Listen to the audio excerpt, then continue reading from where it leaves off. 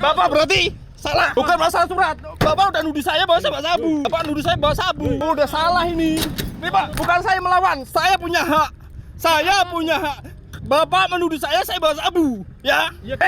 Pak, sabar nak. Tengok Pak. Awas nak. Sabu kah ini? Ini sabu. Bapak menuduh saya bawa sabu.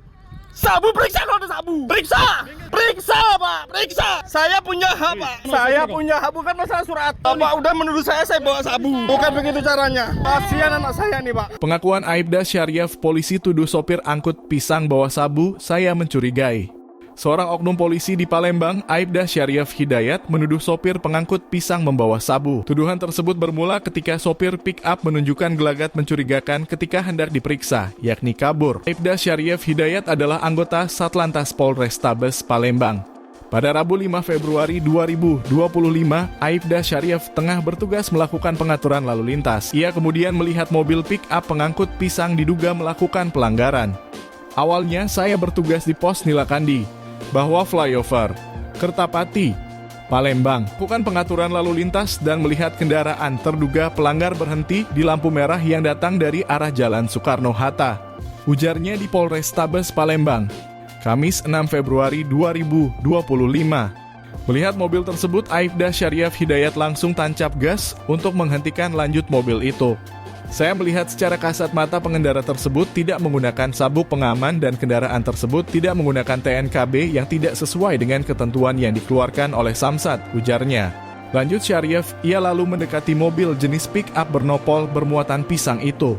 Lalu menanyakan pelanggaran tidak mengenakan sabuk pengaman dan TNKB yang tidak sesuai dengan ketentuan. Kemudian terduga pelanggar tersebut melarikan diri dengan menginjak gas sekejap-kencangnya, sehingga mengakibatkan saya hampir terjatuh di traffic light tersebut. Kemudian melihat kejadian tersebut, saya mengambil inisiatif untuk mengejar kendaraan tersebut menggunakan R2 saya. Selama pengejaran tersebut, sudah saya memberikan instruksi agar dia menepikan kendaraan. Akan tetapi pengemudi ini menambah kecepatan kendaraannya. Bahkan mobilnya berjalan dengan zigzag belok kiri dan kanan dan tak mengindahkan perintah untuk menepikan kendaraan. Sesampainya di tol Keramasan, dia berhenti di depan tepat pintu masuk tol tersebut. Karena saya juga memberikan instruksi kepada petugas tol tersebut agar menutup plang agar dia tidak lari ke arah tol. Kemudian saya turun mendekati kendaraannya dari samping kanan, kaca kanannya. Nah, di situ saya melihat dia melakukan perekaman. Kemudian saya menanyakan kepada terduga pelapor mengapa terduga pelanggar mana surat-surat kendaraannya, SIM atau SNK-nya. Tetapi dia tidak memberikan atau tidak menunjukkan surat-surat tersebut. Kemudian saya berulang kali untuk